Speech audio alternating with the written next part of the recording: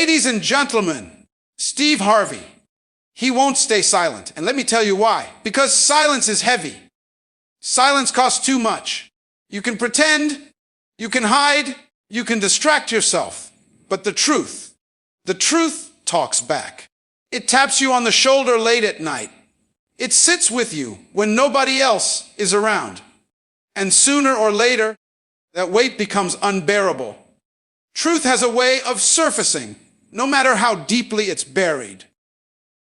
You can push it down, lock it away, convince yourself that time will erase it, but truth doesn't disappear. It waits. It waits patiently while you build distractions, while you smile in public, while you act like everything is fine. But underneath all of that, the truth is alive, and it grows louder the longer it's ignored. What people don't understand is that truth carries its own energy. It presses on the heart. It pulls on the conscience. It shows up when the room gets quiet and there's nowhere left to run. You can bury the truth under excuses, under pride, under fear of consequences, but those layers eventually crack. And when they do, the truth doesn't whisper, it demands to be heard.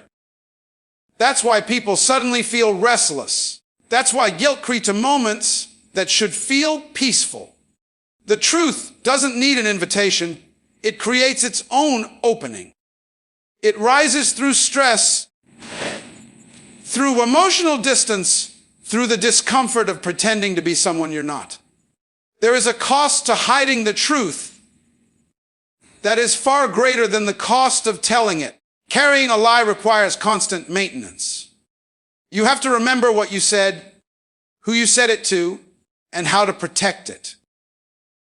Truth doesn't require effort. It just requires courage. And eventually, courage becomes easier than carrying the weight of deception. When truth surfaces, it's not trying to destroy you. It's trying to free you. It's trying to bring alignment between who you are and what you've done. The truth rises because it belongs to the light. And no matter how long it's been in the dark, it remembers where it came from. Silence is temporary. Conscience is persistent. You can decide not to speak. Not today. Not tomorrow. Maybe not even this year. But the conscience doesn't operate on your schedule. It doesn't clock out. It doesn't forget. It keeps a record of what you avoided, what you should have said, and what you know is unfinished. Silence may calm the outside world, but inside, the noise gets louder. Thoughts replay. Moments resurface. Words you didn't say begin to demand space in your mind. A conscience has a voice that doesn't shout at first. It starts as a gentle nudge, a quiet discomfort, a feeling that something is off. Ignore it long enough, and that nudge turns into pressure. That pressure turns into restlessness. And eventually, restlessness becomes exhaustion. That's when silence stops feeling like protection and starts feeling like punishment. You're not at peace. You're just postponing the conversation. The conscience doesn't care how convincing your silence looks to others. It knows the truth. It measures you not by what you show, but by what you hide. And every day you choose not to speak, it reminds you that unfinished business doesn't disappear. It compounds. It follows you into relationships, into decisions, into moments that should be joyful but aren't. Silence creates distance between who you are and who you pretend to be. The conscience works to close that gap. That's why people eventually break their own silence. Not because they are forced, but because the inner tension becomes unbearable. Speaking becomes the only way to restore balance. The conscience persists because it is designed to pull you back toward integrity, and it will keep pressing until the truth finally finds its voice. Accountability is the doorway to freedom, even though most people run from it like it's a punishment. We've been taught that admitting fault makes you weak, that owning your mistakes shrinks your power. But the truth is the exact opposite. The moment you stop blaming, stop justifying, stop pointing fingers, something shifts inside you. You stand up straighter. You breathe deeper. Because accountability removes the chaos of excuses and replaces it with clarity. When you refuse accountability, you stay trapped. Trapped in explanations, trapped in defensiveness, trapped in the exhausting need to protect an image. You're constantly managing perceptions instead of managing growth. But when you say, "This is on me," you take control back. You're no longer a victim of circumstances or other people's choices. You become an active participant in your own life again.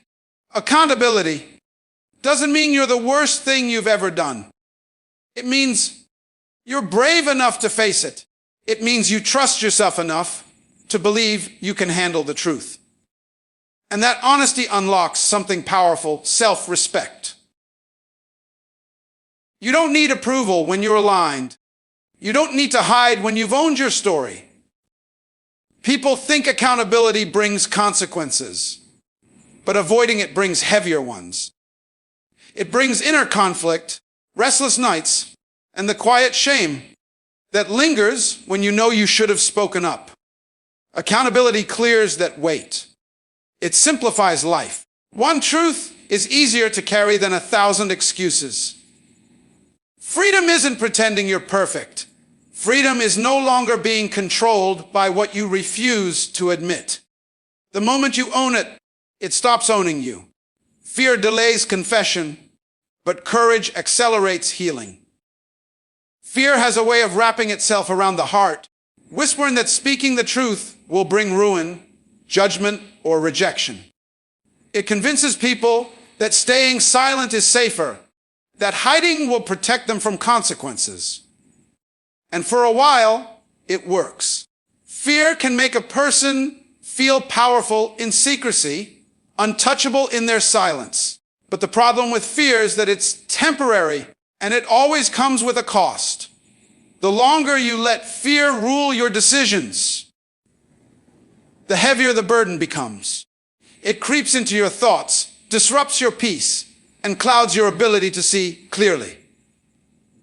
Every lie or omission you hold on to strengthens fear's grip, making the next step toward honesty feel impossible. Courage, on the other hand, is the spark that breaks the chains of fear. Courage doesn't eliminate the risk, but it changes the relationship with it.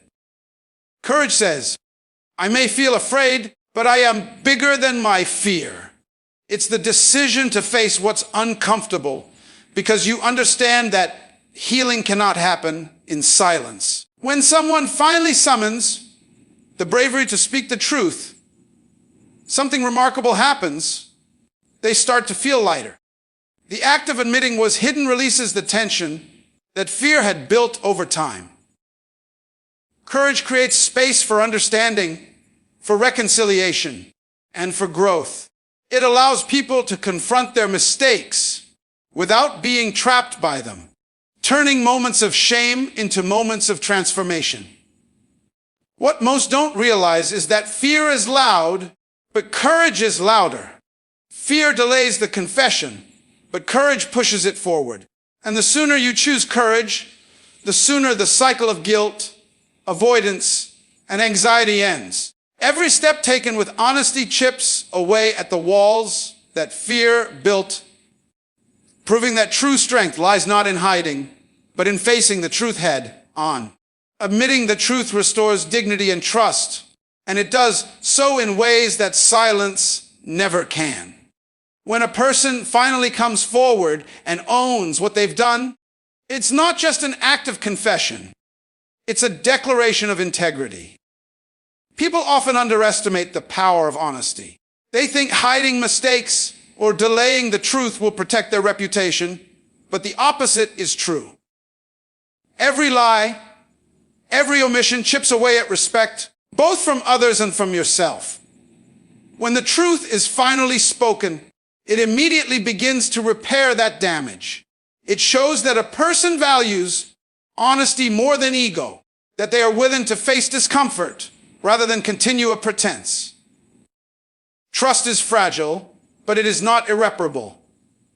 Even when someone has been hurt or deceived, a sincere admission can begin the process of rebuilding what was broken.